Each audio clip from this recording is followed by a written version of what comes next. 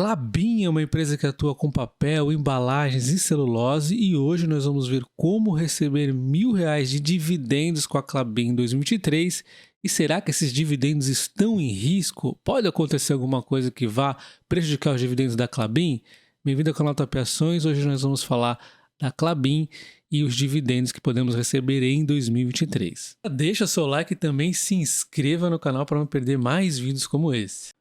No ano de 2022, podemos ver a empresa em termos de volume vendendo um pouco mais da metade para o mercado interno aqui no Brasil, 56%, e 44% para o mercado externo. Os volumes aumentaram 1% no ano e o seu EBITDA ajustado teve aqui quase metade indo para papéis e embalagens e um pouquinho mais da metade na celulose. E é aqui que o mercado está um pouco preocupado. A gente já vai falar sobre isso, se isso pode impactar os dividendos. Inclusive, ao final do ano, no quarto semestre de 2022, com um bom momento da celulose, ela acabou ainda abrindo um pouco mais de distância em relação ao papel e embalagens aqui em termos de EBITDA ajustado. E a narrativa agora é que a celulose vai cair aqui os preços e vai prejudicar o resultado operacional aqui da Klabin. E a celulose oscila muito os preços porque ela é uma commodity e isso não quer dizer que seja ruim, mas pode causar eventualmente alguns impactos pontuais. A gente vê a foto de 2010 até 2022, um crescimento considerável aqui na demanda de celulose, tanto de fibra longa quanto de fibra curta. Eventualmente tem uma leve declínio aqui no volume, mas a tendência é sempre de um crescimento. Inclusive, se a gente pegar os últimos anos, os próximos vai ter um crescimento de projeção, né, mais acelerado. Só que a demanda também tem que estar alinhada com a oferta e eventualmente a oferta acaba superando a demanda com um pouquinho de folga e aí causa os impactos aqui nos preços da celulose. E é isso que é esperado em 2023, com diversas fábricas na China iniciando aí ou aumentando, ampliando aí a sua produção. E com isso, em 2023, está um pouco aqui impactado, mas como a demanda é de crescimento ao longo dos anos, a tendência é ir se nivelando novamente as condições. Então, é uma commodity, oscila, impacta eventualmente e aí, de repente, para quem tiver um olhar de longo prazo, pode ser uma oportunidade de estar comprando uma determinada empresa mais barato. E a Klabin não atua apenas em celulose, ela também atua em papéis e embalagens, como nós vimos. Ela é líder em market share, atuando aqui em kraftliner, papel cartão, sacos industriais e caixas de papelão. E é um mundo diversificado que ela tem aqui para atingir, inclusive o maior demanda que ela tem aqui é na parte de alimentos, que a maior forma de estar exposta ao setor de alimentos é via embalagens, que não vai oscilar os preços tanto como a questão aqui dos alimentos, que às vezes tem custos aqui pressionando e tudo mais. Então ela está aqui com uma tendência de crescimento muito grande nos papéis e embalagens e ela enxergou isso e está investindo mais nessa parte aqui, né? E a gente pode ver que todos os produtos aqui de papéis e embalagens têm uma demanda crescente. A gente pode ver aqui na parte de cartões ao longo do mundo, a tendência é um crescimento nos próximos vários anos à frente. Então, é uma tendência aqui impulsionada pelo e-commerce, que trouxe aquele boom aí acelerado com a pandemia, mas não é só isso, nós temos aqui a substituição do plástico, que tende, segundo a empresa, superar a demanda de substituição que o e-commerce trouxe. O e-commerce está trazendo aqui uma aceleração nessa substituição aqui dos produtos, mas a substituição do plástico vai ser mais acelerada, com diversos regulamentos na Europa e acelerando, e tende a ir para o mundo inteiro essa substituição aqui do plástico, ganhando mais peso do que o e-commerce. E a empresa super atenta nessa questão da demanda de papéis e embalagens crescendo, ela vai acelerar exatamente os investimentos nessas partes, né? Onde a celulose vai acabar aos poucos aqui tendo diluída sua participação nos resultados da empresa, embora assim ela esteja atenta a alguns pontuais aqui movimentos na celulose, inclusive com aquela celulose de um maior valor agregado, né? E a gente pode ver que hoje, aliás, em 2021 nós tínhamos um EBITDA 46% papel e embalagem, hoje nós temos 51%, já ultrapassando quando a gente conta aqui, né, produtos florestais, corporativos, descartes e outros. Aí por isso que a gente tem aquela diferencinha do EBITDA que a gente viu anteriormente.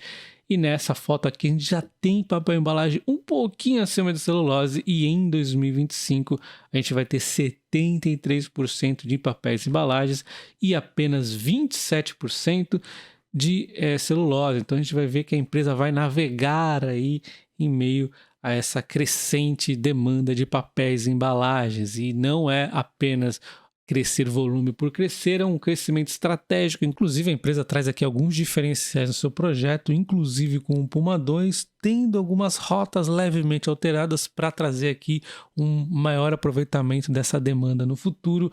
A empresa tem aqui o Alkaliner, que já é um produto diferencial da empresa aí, com a patente dela essencialmente aí produzida via eucalipto, e temos também a Craftline branco. A empresa vai entrar aqui na linha de produtos brancos, que é um diferencial gigantesco que ela pode estar atingindo. Você pode imaginar, por exemplo, as linhas aí do Starbucks, né? Você vê ali as embalagens brancas, vários aí e-foods, né? Então é uma demanda aqui muito grande na Craftline branco, né? Produzir aí embalagens brancas, e obviamente os mercados estão crescentes e ela está aproveitando disso, investindo muito aqui em papéis e embalagens.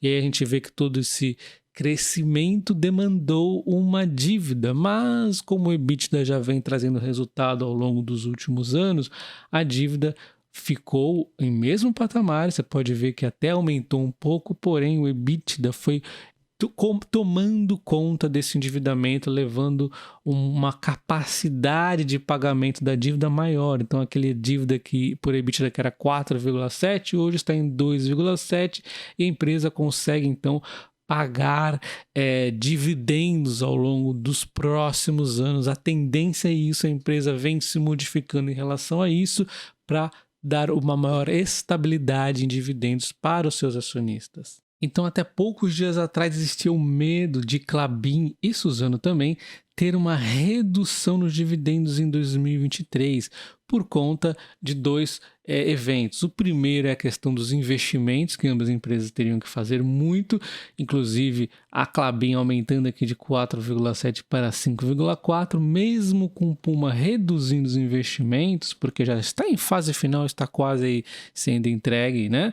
Nós teríamos ainda uma manutenção aumentando, projetos especiais aumentando e florestas aumentando, e tendo uma tendência, inclusive, de muitos anos aí, de um investimento necessário, porque a empresa tem que correr atrás de todo esse volume que ela está produzindo a mais aí, né? Então, essa necessidade de um investimento maior em Klabin e também na Suzano, existe aqui um medo que os dividendos fossem menores por conta da empresa ter um caixa aqui menor. Só que esse ponto, na sequência, a Klabin já contornou, dizendo após seu resultado trimestral que ela reafirmou aí que vai pagar 20% do EBITDA, vai buscar fazer isso, e provavelmente quando a empresa diz isso é que ela vai fazer.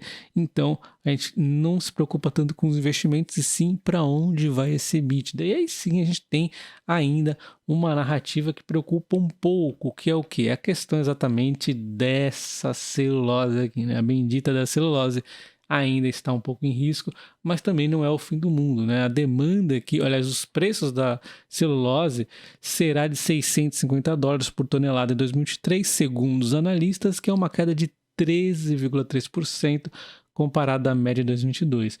Não é uma queda monstruosa, é 13,3%, mas o grande erro aqui é que nós não podemos apenas falar, então, se metade da produção do EBITDA da empresa é celulose e vai reduzir 3,3, é só reduzir 3,3 daqui. Não, porque tem os custos, né? Então vai acabar reduzindo mais do que 13,13 por conta aqui, né, dos custos da empresa. Então, se a receita, vamos assim dizer, diminuir 13,13, o custo teria que diminuir 13,13 também. Na verdade, a gente vem de um aumento de custos e a gente já está se dando por contente dele estar esse leve declínio, pelo menos estabilizar.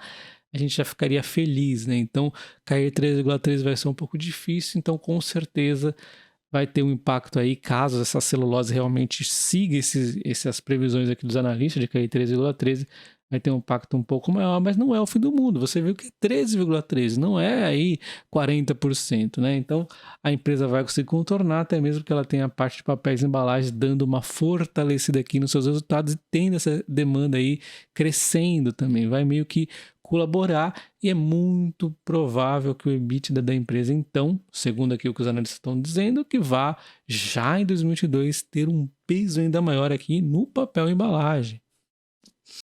Hoje nós temos 3 formas diferentes de comprar a Klabin na bolsa, que são pelos tickets KLBN3, A4 e A11.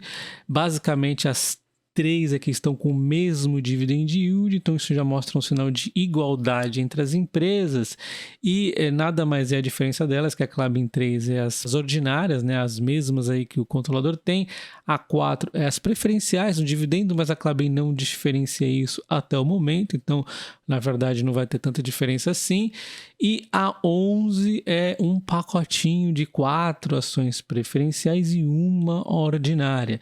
Eu, no caso, estarei preferindo a 11 por conta que eu costumo operar com opções e é nela que eu estou buscando em breve estar comprando a Klabin, vendendo inclusive puts, mas esse é um assunto para um outro vídeo. Eu vou estar preferindo a Klabin 11. A gente observa que em dividendos a igualdade prevalece no momento. Só para você entender, o preço da Klabin 4 é muito menor, 3,85, mas o yield é praticamente igual, porque a Klabin 11 ela tem aqui um pacotinho de ações, por isso que ela é mais cara, mas o yield acaba ficando aqui praticamente igual. E o dividendo da Klabin nos últimos 5 anos está em 4,4, porém, por tudo isso que nós vimos no vídeo e outros pontos a mais aí, a gente sabe que ela mudou um pouco o patamar, hoje o yield está em 7,67 e a minha perspectiva é que o yield continue a patamares próximos disso, então talvez utilizar o yield histórico seja muito cauteloso aí, né? Mas enfim, utilizando o preço teto por esse método do yield histórico, nós teríamos aqui um downside, né? Então, teoricamente estaria abaixo do preço teto, mas eu gosto de pensar um pouco aí no dividendo mais do além, né? Do futuro, e aí a gente vê aqui a receita da Klabin crescendo ao longo dos últimos anos e o lucro também começa a atingir patamares interessantíssimos. O lucro contra a cotação sempre tenta seguir o lucro subiu, a cotação subiu e a cotação caiu e o lucro não caiu ainda e talvez caia e caia pouco, na verdade, né? Então, existe aqui uma certa boca de jacaré, não é recomendação de compra, mas é exatamente aqui que eu vou em algum momento estar aproveitando para comprar aí a Klabin, né? O valor intrínseco de Graham, que vai nos mostrar aqui a representação diretamente do PL e do PVP de quanto barato está a empresa, nos mostra que ela tem uma margem aqui de 46,5%. Então, dado a foto atual da empresa, ela está descontada bastante aqui pelo valor intrínseco de Graham, e aí vai na narrativa de cada um. Você acha que o lucro e o PVP da empresa vai decair? No meu entender, vai continuar tendo bons resultados no longo prazo, embora no curto a gente tenha aí algum ruído podendo atrapalhar um pouco a empresa, mas é uma margem bastante decente. E tudo que nós vimos ao longo do vídeo nos leva a crer que o dividendo da Klabin para 2023 vai ser muito próximo daquele que ela pagou em 2022, porém, quem for membro aqui do canal vai ter acesso aos dividendos e preço teto que eu vou estar atualizando para a Klabin. Eu tenho diversas outras ações aqui cadastradas, já estou atualizando os dividendos para 2023, mas para esse vídeo nós vamos utilizar aqui os números de 2022 que vai ficar mais ou menos próximo, tá? E vale destacar que a Klabin ela não paga mensalmente dividendos, a maioria das ações não faz assim, e a Klabin ela anuncia dividendos 4 vezes ao ano. É importante a gente ficar atento às datas de anúncio, eu não estou falando de data de pagamento, tá? Então, 4 vezes ao ano ela anuncia dividendos. Então a gente anualiza esse dividendo fazendo uma suposição que vá ser dividido certinho aqui aos trimestres, né? Então, 3 mil aí por trimestre, né? Por anúncio. A gente anualiza isso aqui, vê o quanto dá o dividendo no ano inteiro e divide por 12 para ter uma proporção aí de quanto receber R$1.000 por mês, tá? Então, baseado aí nos yields atuais, para você receber 12 mil no ano, ou seja, R$1.000 por mês na Klabin 4, você teria que ter aqui 1.554 ações, a mesma coisa da Klabin 3, afinal elas pagam o mesmo dividendo. Porém, a Klabin 3 está um titico mais cara, você teria que ter 157.350, enquanto na Klabin 4, 156.134 investido. Enquanto na Klabin 11 teria que ter 8.111 ações e um valor investido de 156.469, e assim receberíamos então 12 mil aproximadamente anualizados, sendo aí R$1.000 por mês dividido aí por 12. E para ganhar R$500 você teria que ter investido então cerca de 78 mil na Klabin, e para receber um pouco menos, se você acha que ainda é muito, por exemplo, R$208, seria 2.500 por ano, você teria que ter então investido 32.500 aí aproximadamente na Klabin. Não se esqueça de deixar o like no vídeo, se inscrever no canal, sempre ativando o sino, que aí você é notificado de novos vídeos, e comenta se você tem uma meta para a Klabin, se é que você tem a Klabin, né? Por exemplo, a Klabin ela tem a meta para 2025. Você tem uma meta de quantidade de ações ou de valor investido na Klabin? Um abraço, até o próximo vídeo. Valeu!